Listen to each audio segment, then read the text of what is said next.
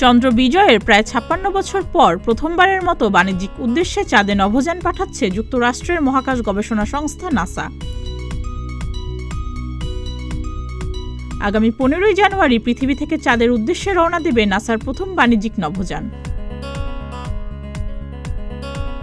Blue ghost mission 1 নামের এই অভিযানে পাঠানো হচ্ছে ব্লু ঘোস্ট নামের একটি রোবটকে।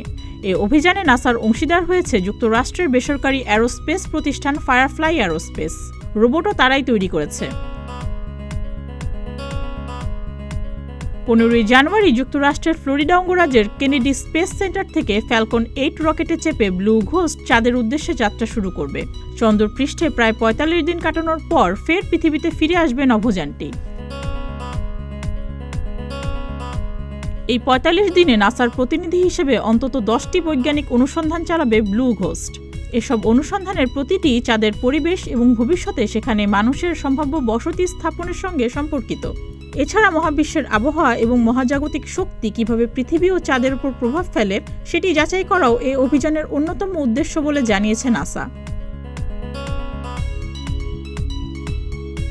১৯৬৯ সালে প্রথমবারের মতো নাসার রকেট অ্যাপোলো 11-এ চেপে চাঁদে পৌঁছেছিলেন নীল আর্মস্ট্রং, এডউইন অলড্রিন এবং মাইকেল কলিন্স নামের ৩ নভোচারী।